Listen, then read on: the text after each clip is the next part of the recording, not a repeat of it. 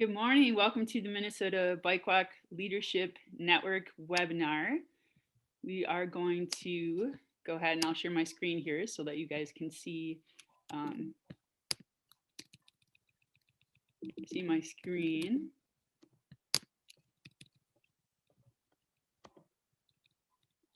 All right, so this is the topic today is fresh from LA. Fergus Falls is going in circles to promote bicycling around Lake Alice. So if you have heard of Fergus Falls before in different contexts, today we're going to be talking about events and their signature event in Fergus Falls, the Lake Alice 100. And we have two speakers we'll be welcoming to the call.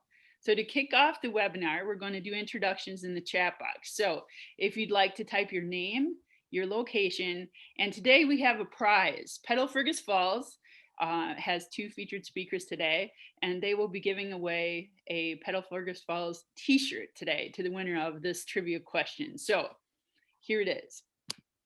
How many times around Lake Alice to complete a century ride? And if you'd like to also enter the answer to the tiebreaker question, in case a lot of people know how many times around Lake Alice to complete a century ride, the tiebreaker is how many riders have completed all of the Lake Alice 100s. So if you'd like to type your name and location and the answers to these questions in the chat box, then we will see who might be going home today with the Pedal Fergus Falls t-shirt. So we welcome people from all across the state today. Of course, we're featuring Pedal Fergus Falls and the community of Fergus Falls in West Central Minnesota. We also have folks from Monticello, Olmsted County, Polk County, Elgin, Minneapolis, Hutchinson, and other places around the state. So welcome to the webinar. So I think I'll wait to give answers and let the speakers give the answers and award the prize. So I guess we'll need to be alert to what the answers are in the chat box. So we'll logistically figure that out so we can award the prize at the end of the webinar. So stay tuned. So the purpose statement of the Minnesota Bike Walk Leadership Network is to connect local bike walk leaders to share stories and ideas about how they're lifting up the walking and biking culture in their communities. We have a land acknowledgement statement, which I will go ahead and read here.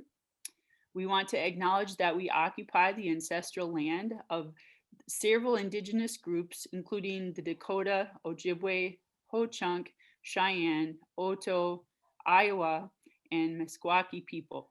We honor with gratitude the land itself and the people who have stewarded it throughout the generations. We affirm the Bicycle Alliance of Minnesota's commitment to a partnership with Native nations and urban Indian communities. Despite centuries of colonial violence, this still is and always will be Indigenous land. Indigenous peoples are still here, demonstrating innumerable talents and gifts in the midst of continued oppression. They must be celebrated and uplifted. So you'll see in the chat box, there's a link to this native land link here. If you'd like to see which ancestral land that you currently are located on, you can click on the link and find out. Coming up in the August, September, and October months, we will be spotlighting the communities of Holdingford, Faribault, and the Fargo-Moorhead area. If you are not already on our network membership list and get our emails, you can send an email to me, Natalie at BikeMN.org, and we can get you added to that list, or go to our website and request to be added so you can learn about the details of upcoming webinars. So each month, I mentioned that we feature a community, and today we're shining the spotlight on Fergus Falls. So we have two speakers today, both named Dave. We will start with Dave Jensen. So Dave is also known as the crazy bike guy. Maybe you have a crazy bike guy in your town, but Dave Jensen is an enthusiastic supporter of cycling in all its forms. While he got his start as a collegiate runner, Dave turned his attention to cycling when he discovered triathlon in 2005. Dave prides himself in his ability to help aspiring cyclists and individuals at all levels reach their fitness goals. Dave reached his own fitness goal in 2013 when he managed to cycle across America in 19 days to establish the Dream Big Scholarship, which benefits students of M-State at Fergus Falls. In recent years, Dave's approach to cycling has shifted from competition to culture building. As a longtime commuter, he quickly caught the eye of the newly formed Pedal Fergus Falls, who encouraged him to become a league cycling instructor. With Dave's help, Pedal Fergus Falls has managed to establish an unprecedented 21 bicycle friendly businesses and organizations within Fergus Falls, a community of 13,000.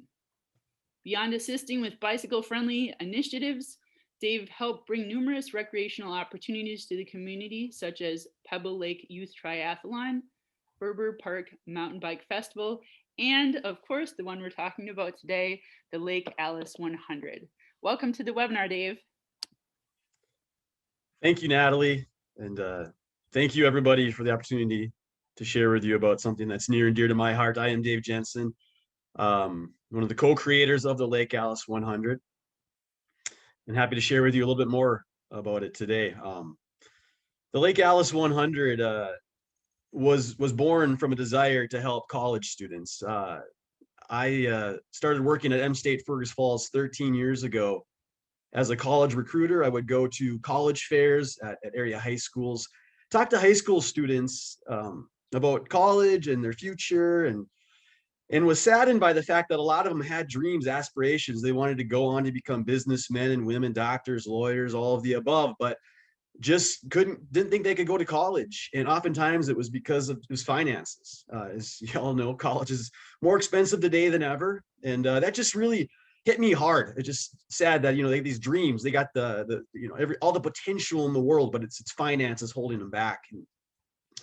And unless some sort of scholarship or opportunity came through, they just probably would never even go. They would just find an hourly job and just work that maybe. And so I kind of started a partner. We've got a pretty good foundation in Fergus Falls, awards a lot of scholarship money, but I saw room for improvement, and I thought, well, this is one of our steps to overcome this obstacle for students, is offer more scholarship money, get more students able to come to college. And so started doing some cool things like hosting the Spartan 5K, a little 5K fundraiser on campus during homecoming every year. And that would bring a couple $100s in here and there. And so, these things were all great and all. They brought attention to the foundation, but I never really felt like they were making a true difference. And in talking with the director of the foundation, I'm like, what really is going to make the difference? And she's like, honestly, we need people who can establish endowments.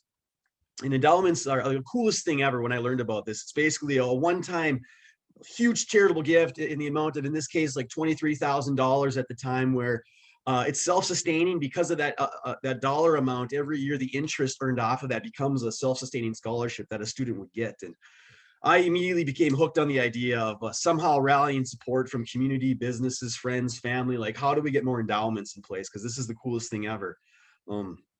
Meanwhile, I am Dave Jensen. I am the crazy bike guy. When I'm not at the college, I'm off traveling, racing, competing all around the state and even the country. But about 11 years ago, I was kind of getting burnt out on racing and was really enjoying and discovering like adventure cycling. I got on my bike one day, kind of almost spontaneously, and I rode from Fergus Falls to Duluth. Rolled in as the fireworks. It was actually on 4th of July. The fireworks were shooting off over Lake Superior, and it just had this like moment where I'm like, this is the new me. No longer am I going to seek out checkered flags. I'm going to seek out adventure. And at that moment, I decided my big dream, like so many cyclists, is I want to bike across America. Like, this is my goal, my aspiration. I'm going to make this happen in the next couple of years. And then laying in bed that night, I'm like, wow, if I'm going to dedicate, it's going to take me. I had this lofty goal of 15 days. I don't know where 15 came from, but I think I had 15 vacation days saved up. That's what it was. So I'm thinking, I got to be able to do this in 15 days. I can never usually accumulate more than 15 days. I need to be able to do this for a good cause. I mean, if I'm going to dedicate my life to this for a while. And I thought, bingo, endowment, bike across America. And from that, you want to go to the next slide. Boom, the Dream Big Tour was formed. And this was like my passion. Biking across America was my dream. And I wanted more than anything to help build a sustaining scholarship for students to help them fulfill their dreams. And so that's where the name, Dream Big came from. So I went about, the next several months, just kind of plotting my route. I went and I established what I believe was the shortest route across America through the scorching hot southern part of America. No official route, just the Dave Jensen route. If anybody wants the exact route, I could probably put that together for you at some point, but a lot of little roads, a lot of interstate, unfortunately. But put it together. And to go about raising awareness for this Dream Big Tour, and more importantly, the scholarship fundraising, I had to create a lot of hype in the community. I was known as the bike guy, so I was kind of leveraging my platform there as the bike guy. And I sort of went about doing some what we could call even like little publicity stunts to try to raise awareness and hype for this Dream Big Tour, the scholarship. And then so one January 10th, 2013, it was going to be a kind of a balmy day in January. I got in my head, I'm going to go and I'm going to bike around Lake Alice 87 times and do a full century. I'd done the math on it, and there, sorry if I disclosed the trivia question too soon, but I set out, and you want to jump to the next slide, Natalie? I kind of threw it out there on Facebook, did a lot of social media posting, did a lot of YouTube videos, kind of was big into that at the time. And I invited people to come on out and try to ride winter roads with me. They were pretty melted. It was pretty safe at the time. And yeah, I got about a dozen people over the course of the day. Things were going good until about 4 o'clock. And then suddenly it started to sleet. The wind picked up. Temperatures dropped from about 30 down to about 7 degrees. And at about 65 miles in, I had to throw in the towel. Jumped on social media. I made it known to the community. Hey, guys, I gave it my best. Not going to happen today, but I'm coming back in April and I want you to join me. And so it was going to just be a real, just a low key ride once again. But if you look at the guy next to me in the lime green, his name is Nick Mariotti. He's the other co-creator. He kind of, he was spurred on by my energy and enthusiasm for this. And he was the manager at Affinity Bank at the time, or a credit union rather. And he said, David, we want to partner with you. We want to commit 10 cents per lap per rider who come out and ride with you that day in April. And so from my little kind of wild and crazy, publicity stunt and talking with him, if anyone's ever seen, I'm going to bring a little brilliant, truth that I learned recently. There's something called the shirtless dancer. If you've never seen this, Google it on YouTube at some point, because there's something to be said about the guy that has that first initial idea, but the person who really makes change possible is the person who jumps in with them and brings credibility, brings some support, and that's so I was the shirtless dancer, but my friend Nick was the mover, the driver behind this. So he put it into motion. And if you want to go to the next slide, Natalie, there in that place in Affinity, the Lake Alice 100 was born. There you have our lovely community of Fergus Falls, smack dab in the middle, just a block off of our main street, which is Lincoln. You have Lake Alice. It is a 1.15 mile route all the way around it. So yes, 87 laps make a full century. And we thought this was so cutting edge because we're both big time cyclists. We've done a million centuries, but never one in such a compact setting that could appeal to extreme bicyclists, but at the same time, 7-8-year-olds who want to go out and do 5, maybe challenge themselves and do 10 laps. Every lap we have a little tent set up with refreshments and music and energy and fun. And so if you've ridden a long century, you get into that 60 mile or even earlier in some cases, and you're just kind of pulling yourself together, trying to keep motivation intact. But the coolest thing about this setup was every 1.15 miles, you have a crowd that's cheering you on. You have an opportunity to go off and grab some Gatorade, a cookie, whatever. And so we had a community really poured in resources. Affinity Credit Union, of course, Nick's employer, put in a lot of the initial resources to provide the food and whatnot. As well as the commitment of 10 cents per rider per lap. So it was pretty awesome. We did our best to count laps, and honestly, it ended up coming down to the honor system, but that was cool. And so we ended up, I think we ended up with over 160 riders over the course of the entire day. If you want to jump to the next slide, Natalie, we tried to get a number there during the initial rollout at 8 in the morning, and we got about 70 there. But then over the course, people would come and just kind of jump in. So it was really low key. It was not an official event. There was really, no true official sign up. We just had people kind of check in, register so we could track their laps.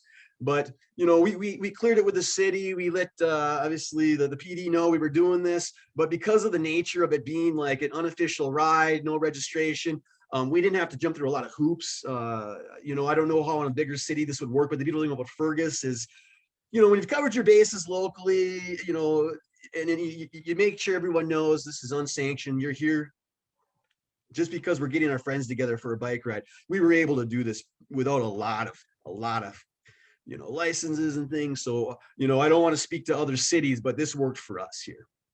So first year, 2013, again, over 160.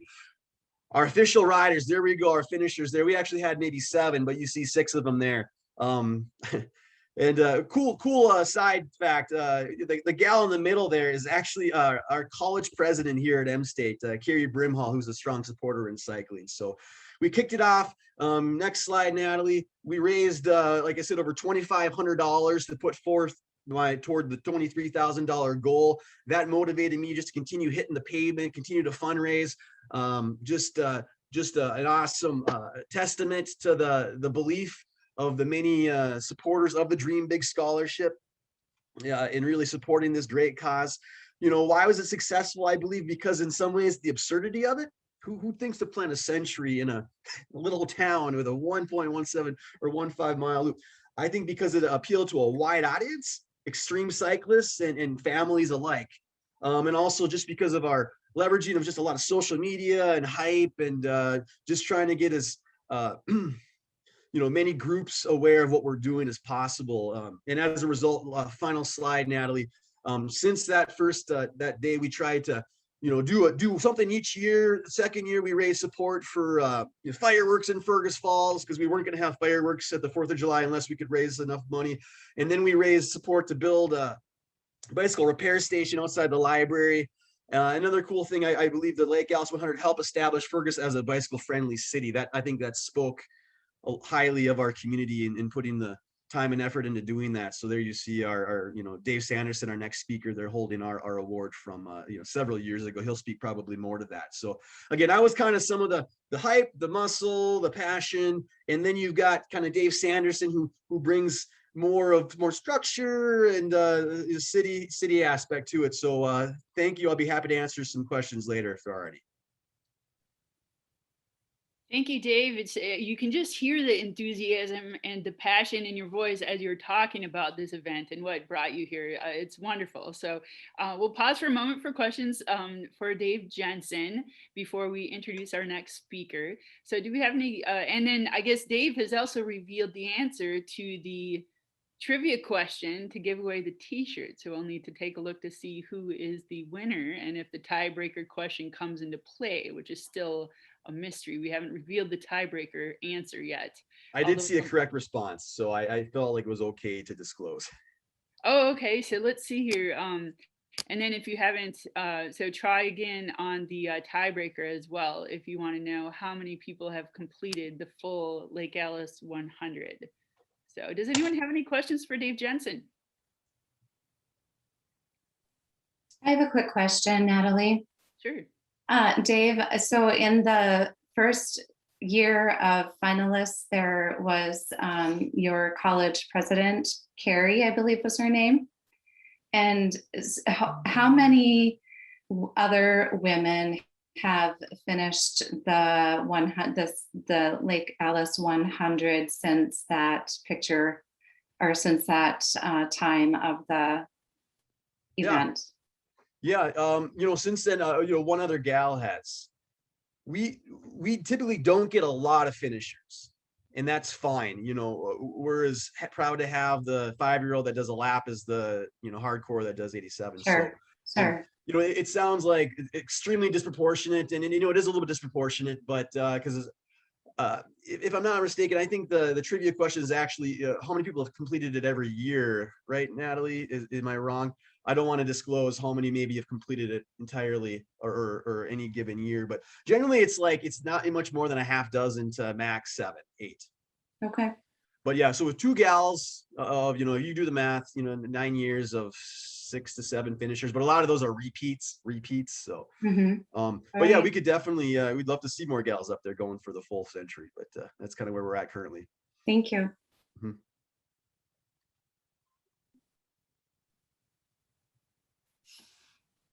Thanks for the question, Michelle. And maybe we can ask the crowd, participants on the webinar today to share in the chat box if you have participated in the Lake Alice 100.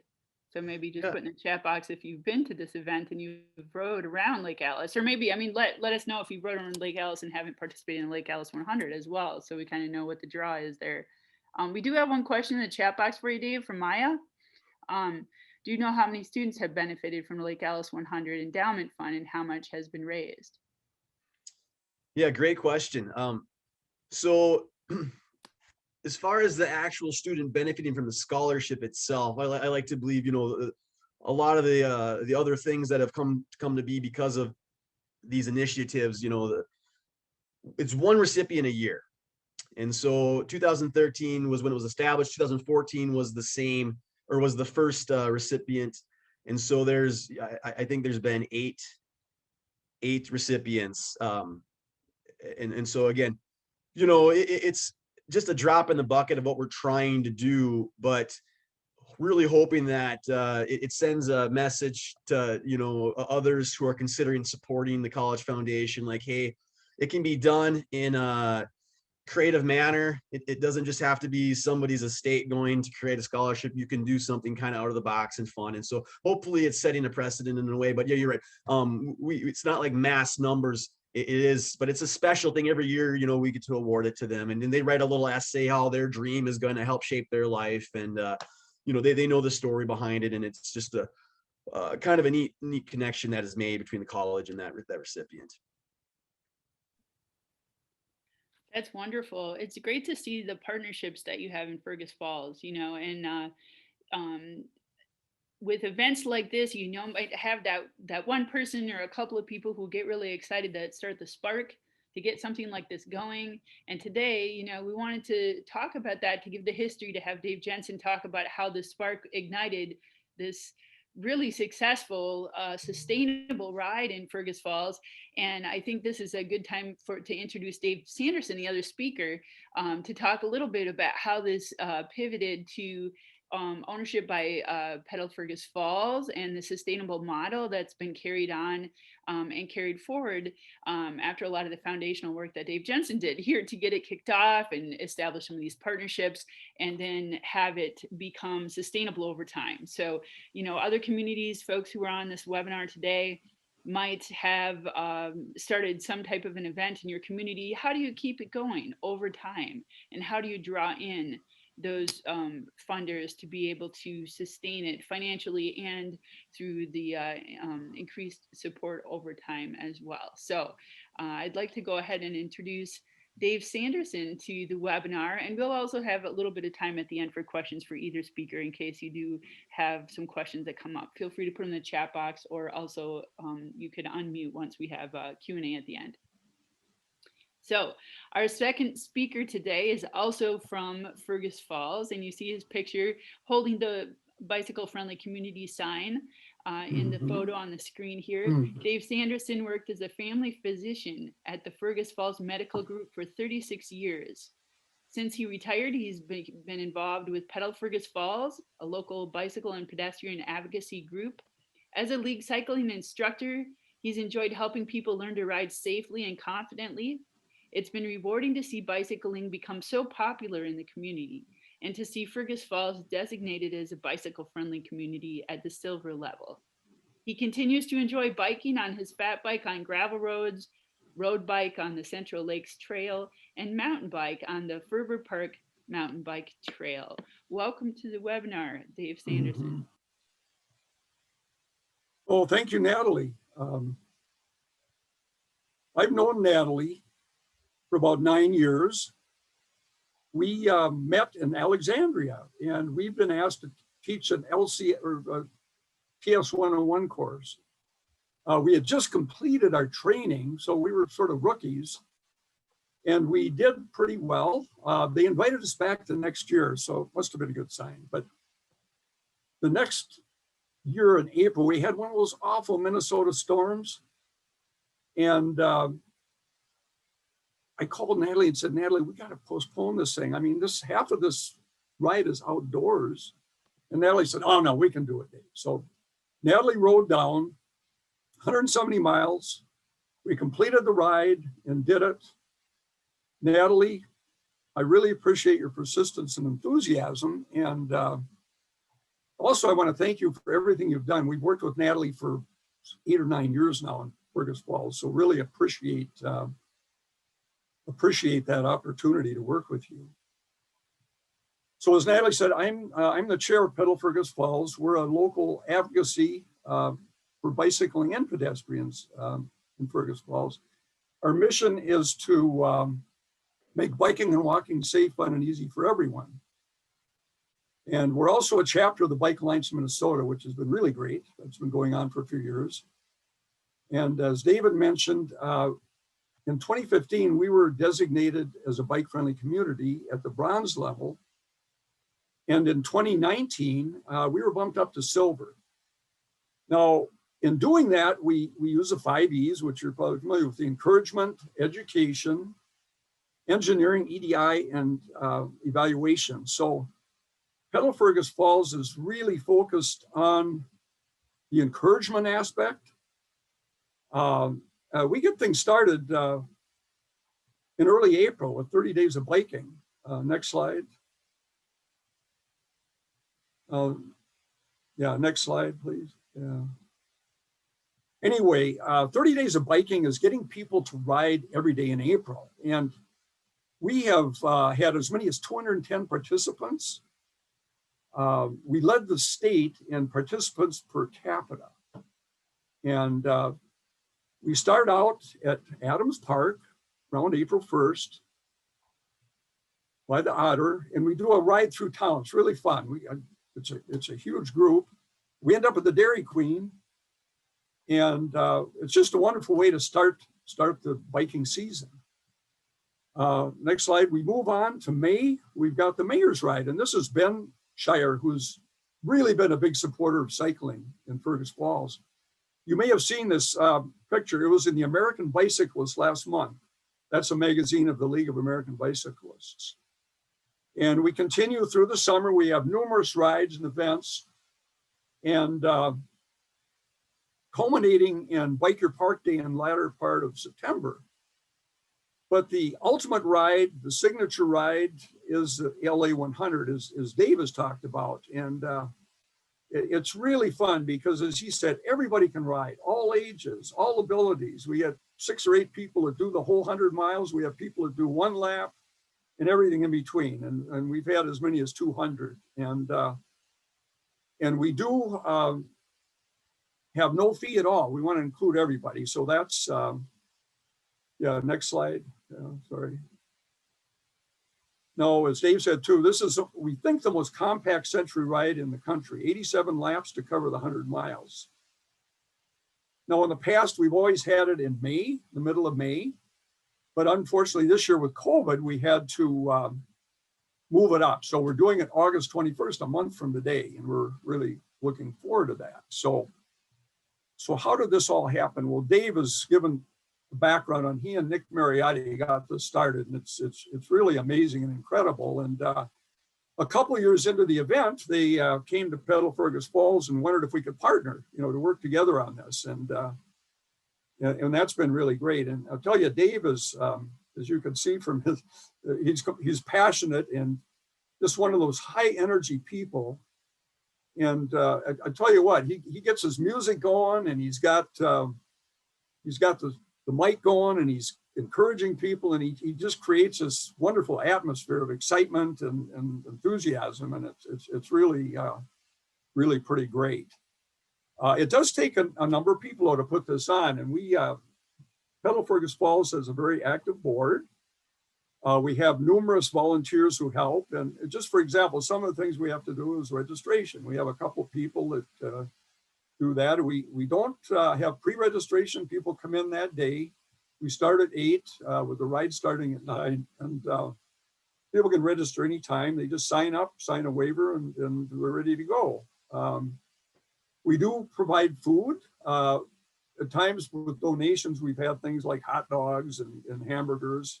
But the other thing we like to do is support our local businesses. So we brought food trucks in to provide food, but we do provide the basics. We have Gatorade, water, beverages, snacks, energy bars, and so on. Another thing that we do is traffic control, and we have one of our volunteers with a pickup go around and place the cones appropriate places. And then there are things like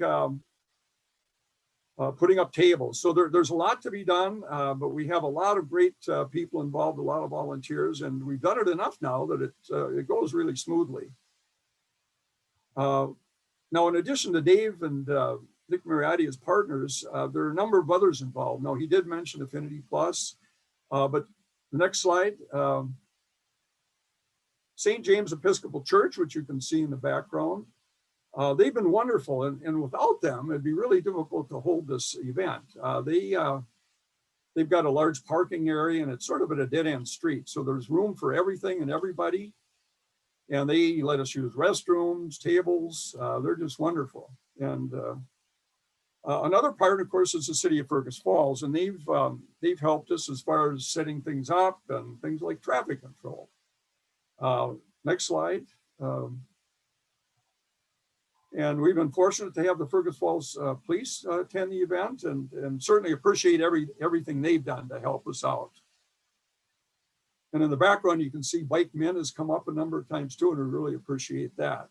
In the more recent years, our biggest sponsor has been Lake Region Healthcare, and they've helped us financially, giving us thousands of dollars. And they've also got a number of personnel and staff who've been involved in biking and helped us out. Now, it was about 7 years ago or so, Nick Mariotti and Dave came up with this idea, next slide, of purchasing a bike repair station. And this is something fairly new at that time. And most of us weren't real familiar with it, but it sounded like a wonderful idea. And so they were at $1,800, and we had plenty of cash. So we did purchase one of these. And here you can see our previous mayor, Al Leland. And there's Nick Mariotti on the left and Dave on the right, ribbon cutting. Next slide. This is a close-up of the bike repair stations. These things are really well built. They're sturdy, and you can see on the left side, there's a high-quality pump. And on the right side, there are tools. These are park tools, the best tools you can get, and they're attached with cables. And then on the top extending, there's a place you can put your bike to work on it. And we've gotten a lot of use out of these, and they're really well built, and I don't believe we've had any problems with vandalism at all. Now, this was placed right in the middle of town at the public library. It's an ideal location. Now, since then, we've continued to raise money annually, and we are on our 8th bike repair station. And we just purchased that recently, and we're waiting for it to come so we can install it. So we've got a network of these around the community. They're in ideal locations. And we actually are going to add about 3 more. Next slide. The other thing that we've worked with the city is to install bike racks, and we've donated at least a couple dozen of these. The city installs them, and we've got the downtown area, the main area of Fergus Falls, pretty well covered now. So that's been really a great project for us too. So I think that the cool thing about it is that not only does it benefit the riders and the people taking part, but it extends out into the community with some of these things that we're able to do. And then one of our other partners, the Daily Journal, they've been wonderful over the years. Anytime there's anything bike related, they have articles, front page, and they'll do the same with before the Lake Alice 100. They'll have a couple articles in and some press releases and so on. And of course, the local radio station too has been very helpful. And getting back to the 5 E's, the other one that we really emphasize is the education, and we have 5 LCIs in town, and so we do a lot with that regard over the years. But this gives us a wonderful way to educate. And next slide. So we have a booth, and we do handouts. I think our favorite has to be the bike handbook by the Bike Alliance. It's wonderful. And I think the first printing, we used like 2,000 of them at various events. And And we just got another order. They just came out with a wonderful new edition, and we've got 2,000 more, and we give those out, and they're wonderful. They have so much information in them, and people really appreciate it. And it gives us a chance to just chat with people and help them and promote the cause.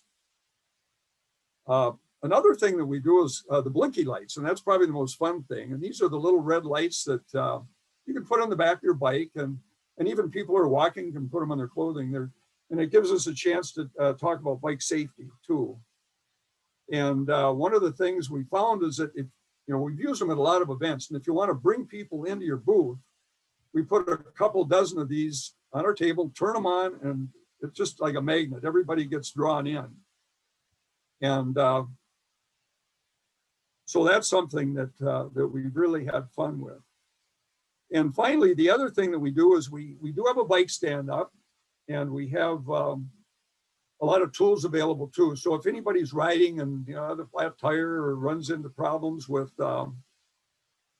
with maybe their brakes need adjusting or something like that, we're able to help them out. So all in all, the Lake Alice 100 is just so much fun and such a wonderful event and so good for the community. And again, I want to thank Dave for getting this all started. It's really been great. And I guess I'll stop there. And if anybody has any comments or questions, we do have contact information too. So please get a hold of us. And by all means, if you're able to, join us August 21st. It should be a great time. So hope to see you then. Thanks, Dave. Thanks, Natalie. Great information. You covered Lake Alice 100, but then you covered like an incredible broad perspective on bicycling in Fergus Falls as well. It was some of these historical context and local things going on right now as well. So that was great.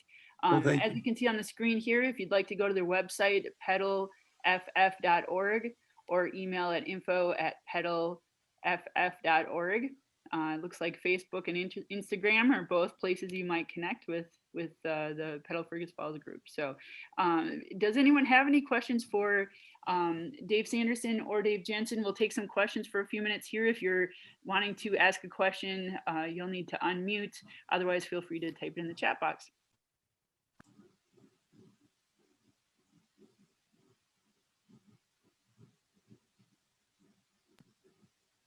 We do have one question in the chat box here about the bicycle friendliness. So you guys can, buzz in to tell me which one would like to answer the question, or else just you can both answer too. But what do you think makes Fergus Falls so bicycle friendly, or so ready to join in the Lake Alice 100? It's so popular. You have so many things going on. What do you think makes this community so bicycle friendly? Yeah, I can address that a little bit. I think part of it goes back to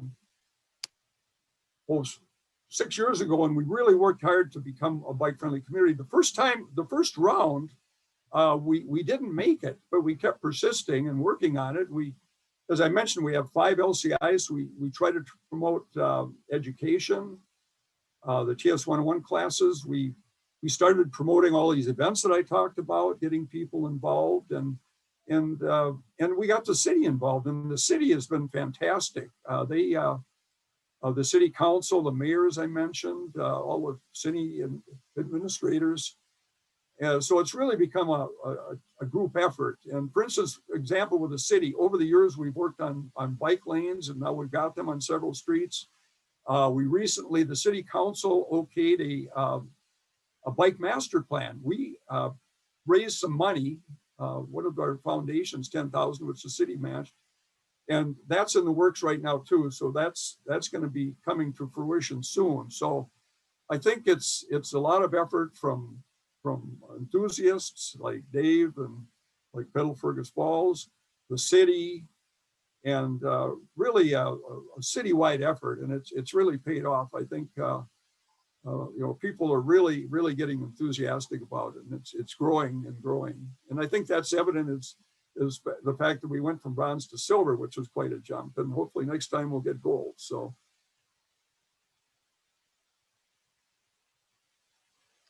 Am I unmuted, Natalie? You are. I saw that Okay. you were trying to comment here, so go ahead. You have the floor. Yeah, you know what? Maybe Dave can circle back about the cycling without age, but as far as the century, I guess that's a little bit more my wheelhouse. So I think my strongest piece of advice between when I've been successful and completing a long ride and not successful is just starting too hot, like getting too worked up and like, oh my gosh, I got to go out with a race mentality and just like go to beat heck, and then I'll absolutely just it's crash and burn is basically the best way I could describe it. Funny story, first long ride of my life I tried doing was going from Minneapolis back to my hometown of Fergus Falls here. That's more like 160 miles. I was going to take Highway 55, also Memorial Highway, right out of Minneapolis. I started on the east side of the cities.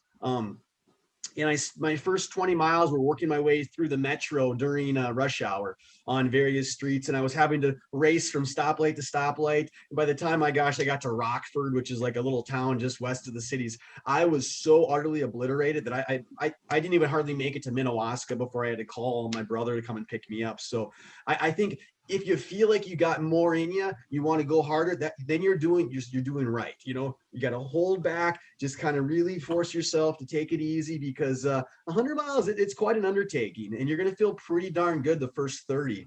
But if you go too hot and heavy, you'll pay for it at 50 to 70. Yeah, this is a really good ride as an entry point if you want to test the waters on your century. And no, it's like you are next to water, it's Lake Alice, but you have food, you have music, you have community, and you have the support, which is a big deal when you're doing a century ride. It's tough to be out there solo or with only one or two other people. It's great to have that community to support you. So if you're interested in this has been a great introduction to this ride, check it out. I saw in the chat box here there was some discussion about the price for the ride. From what I can tell, people were saying that it is free. Correct me if I'm wrong. You don't have to pay anything to ride in this ride, and it's August 21st. So, if that's a draw for you, then definitely check it out. So, Dave, did you want to comment on cycling without age at all? Yes, I certainly can.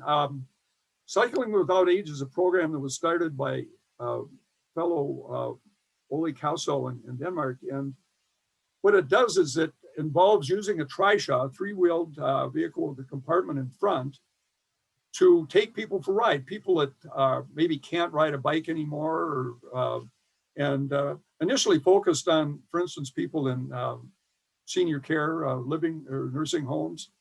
One of our bike enthusiasts in town, Jake Krohn, brought this idea. He had actually visited over in Denmark and looked at this program and brought the idea back to Fergus Falls.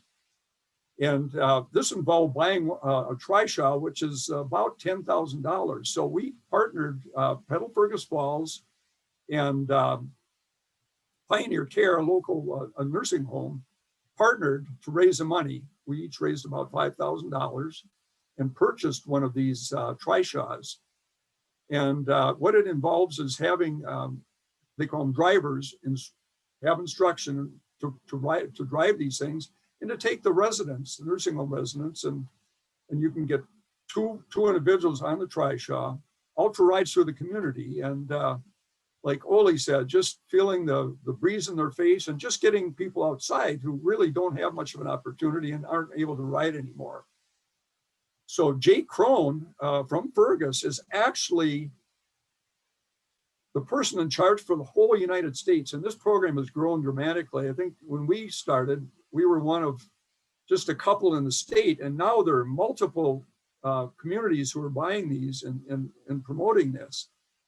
And we were fortunate a year and a half ago, right before COVID, Ole visited us, and it was really inspiring to see him. And it's just a wonderful program. In fact, tomorrow we're bringing these to our county fair, and we're going to offer rides. We want to get the word out. And in the meantime, Pioneer Care has purchased another one of these, so they have two trishaws.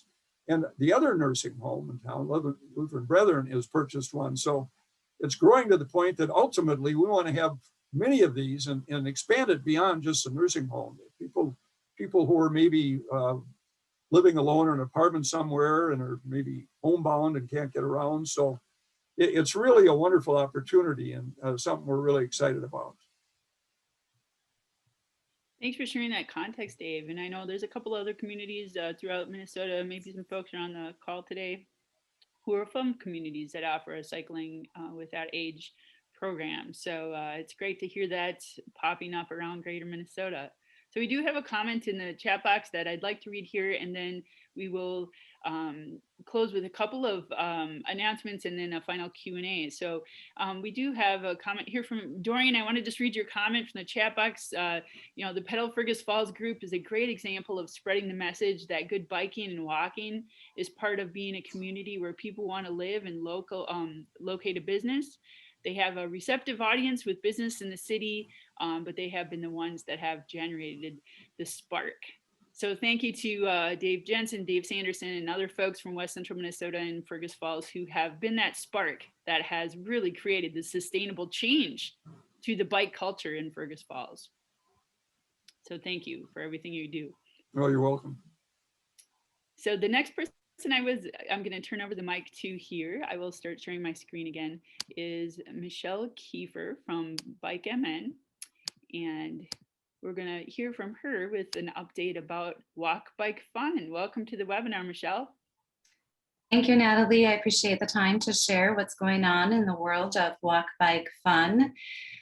So if you don't know, since the COVID pandemic hit last year, we've had to adjust our training model, and it has become an adventure in itself to do this, but we still appreciate the opportunity to deliver the Walk Bike Fun training to educators. So we have a 3-part training series now. Part 1 is a self-paced online course of 3 30 to 45-minute models. This is available 24/7, and you can register on our new dedicated walkbikefun.org website. So please check out our new website. It is been a huge project for our Walk Bike Fun team. CJ has spent a lot of time putting information on there. And so if you're interested or have others interested who want to begin the 3-part training, there is Attend a Training on the website, and you just put in your information and email, and then I get you started with our learning management system called Thinkific. So once people have been entered into the Part 1 training and they finish Part 1, there is registration to get into a Part 2 training, which is about 90 minutes long. And it's a live Zoom session with CJ and myself. We schedule those as needed. And so we have one coming up on August 18th from 1 to 2:30, and another one on August 19th from 10 until 11:30. And so those are the 2 that we currently have on our calendar, and people can get the registration information for one of those sessions after completing Part 1. So on to Part 3. These are in-person, on-bike training sessions, which are just delight. As a former teacher, I absolutely love teaching and being with other educators and just sharing about the Walk Bike Fun curriculum. And so we have on our calendars to be in 2 places in August. One is in Underwood on August 24th, and the other one is in Buffalo on August 25th. So that registration information is also available after they complete Part 2. So every part of the training is required, and it's essential that educators go through all 3 parts. For teachers, then they get 7 CEUs for completing this training. And there's lots of other benefits for educators.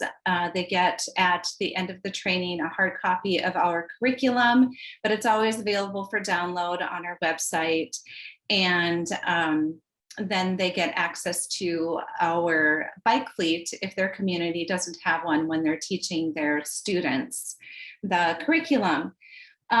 So a couple of other things that I wanted to mention is that we have a monthly Walk Bike Fun e-newsletter. It's called Wheels and Walks. And that is where you can receive the most up-to-date information about safe routes to school, about trainings, any news that happens across the state with safe routes to school or Walk Bike Fun. It also has in there grants that MnDOT may have available, or other places that have grants available that could help with your safe routes to school work, or with Walk Bike Fun education. And if you are not part of that e-newsletter, we have a spot also on our new website where you can sign up for that. And I will make sure that you get the latest version. And so if you haven't seen one for a while, I took a couple of months off of it because we've been developing a new curriculum. So look for that in the works as well. We just have a lot going on for Walk Bike Fun, and I really appreciate Natalie giving me the time to talk to you about it. If you have any questions, feel free to ask. Otherwise, my email and phone number are there, and you can contact me later. So thank you for your time again, Natalie. And thank you everyone else for listening. Thanks, Michelle. And hopefully there's a lot of people that are on this webinar today, maybe everyone who has been participating in Walk Bike Fun in some way, shape, or form. And we like to pull this in as a brief update, because we are, part of this global pandemic, and how are things going? Who's in person? What's remote? And how are things beginning to become in person again? And, the folks from Fergus Falls today, our speakers, mentioned education as being core to a bicycle friendly community that, as Dave Sanderson mentioned, started out as when they applied the first time for bicycle friendly community, it was that they didn't get an award. They needed to build up that foundation. And a lot of that was built on education. And Dave are both league cycling instructors, and that makes a huge difference. And as they mentioned, they have 5 in their community to deliver these. And you don't have to be a league cycling instructor to take on Walk Bike Fun. You can get your community involved, your school involved, and I encourage you to reach out to Michelle at bikemn.org. I just want to say that Ted put a lot of the links that I mentioned in the chat box. So take a look at those and copy and paste those, and you'll get where you need to go. So thank you, Ted, for putting those in the chat box. Sounds great. Michelle, what a great segue to our next speaker here to just mention a brief update on rides, since the topic today is events, and we shine the spotlight on Fergus Falls and talked about the Lake Alice 100. We'll welcome Ted for just a moment here to discuss 2 of our bike rides that are happening this fall. Yeah, so thanks, Ted, Kelly. welcome. Well, here come a whole bunch more links in the chat box. I'm sure somebody here knows how to actually put clickable links in a Zoom meeting, but currently we don't have that capability. So if you're like me and you keep clicking on things on your screen, why doesn't that work? That's why. So anyway, yeah, St. Paul Classic and Mankato River Ramble are the rides we still have remaining this year. Obviously, in addition to the Lake Alice 100, we wrapped up Rock and Roll the Lakes in Albert Lee and Tour of Saints a couple weekends ago. So St. Paul Classic is taking a bit of a change in format this year. And a lot of that is due to the construction at the Ford plant that kind of altered our route. So Richard Airy, the ride director, thought this would be a good opportunity to highlight a lot of the really amazing bicycle infrastructure out and around the Grand Round route of St. Paul. So still Sunday, September 12th, and also need lots of volunteers as well. So check that one out, of course. And then, yeah, the Mankato River Ramble as well. This will be my first time going down there. I'm really excited about it. And so, and that one is the same one you know and love if you've been there before. If you haven't, I'm told it's like usually beautiful fall colors, lots of great food at rest stops and all those kinds of things too. And of course, we need volunteers for that as well. So if you're in the area around that time, love to have your help. And we give our volunteers lots of perks, free t-shirts, lots of great food. If your shift works with is conducive to you riding the route as well, we can usually figure that out too. That's actually how I got my start with BikeMN. Is I volunteered for the St. Paul Classic for 10 years. And that's kind of what put it on the map for me. So it's kind of a fun way to be a part of it for sure. So we're looking forward to seeing people back at these this year. Thanks, Ted. And there's pie. That's people talk about the pie in Mankato. There's pie. There's a changing of the color of the leaves, and that's beautiful too. But food is definitely a draw as well. So thank you, Ted, for sharing these two events. And I'm going to stop sharing my screen because I want to see all of your lovely faces here on the screen. If you are on video, we can see you then. And we have just a couple of minutes here. I'm going to hand over the mic to Dorian to share just a couple of updates from the Hill. So welcome, Dorian. Hi, thanks, Natalie. I'll keep this really quick. Our newsletter, our paper newsletter, which is coming out probably next week, will have a little bit more detail about this.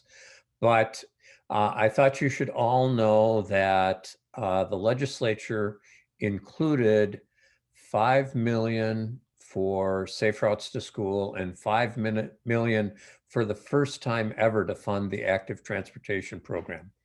And this is money from the general fund, which was made possible by the federal relief packages.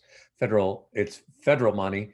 But the reason I highlight that is there are no restrictions on it. So it's not like getting money in the bonding bill and it being required to build infrastructure. So I'm guessing MnDOT is going to ask for some input on how they should spend that money, and I'll make sure that you all know when that is happening. The other thing is nothing has been finalized in Washington, D.C., but the interesting news, and I'll know more on Friday, there's a webinar about this, but you probably heard that the infrastructure bill is a big deal in Washington, D.C. It's part of the president's big plan. And what has been passed by the United States Senate in a bipartisan way, it was passed out of a committee with 11 Republican votes and 11 Democratic votes. So it was truly a bipartisan effort, would add 60% to the Transportation Alternatives Program. And it would also make Safe Routes to School eligible for federal safety money. And that means the Department of Public Safety will be required to spend some of their money on Safe Routes to School.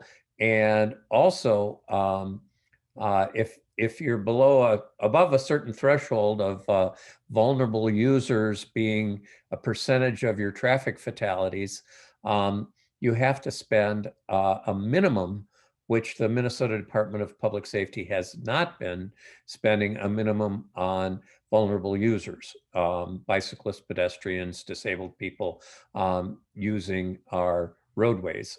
And so I don't know what that's going to look like. I'm pretty sure it'll pass, but I don't know what it's going to look like. But make sure that you Safe Routes to School fans and vulnerable user fans are looking for the most dangerous places in your community, because there might be a lot of public safety money available for that. The history of the Department of Public Safety is that they traditionally have spent almost all of their federal safety money on getting people to use seat belts and drunk driving enforcement. They've bent the curve quite a bit, but now traffic fatalities are going up, and pedestrians, unfortunately, are going up. Pedestrian fatalities and serious injuries are going up at the highest rate. So again, I'll try and keep you all informed through our e-news, but watch for news from Washington, D.C. and MnDOT on how they're going to spend that active transportation and unrestricted safe routes to school money. Thanks, Dorian. And of course, BikeMN, you may have seen action alerts from us that alert you to opportunities to provide input in the community where you live, or maybe there's a MnDOT meeting in your community. We try to get the action alerts out to you. And in the links, sometimes we will share links in the network communications as well, if there's something that we'd like to get out to this group.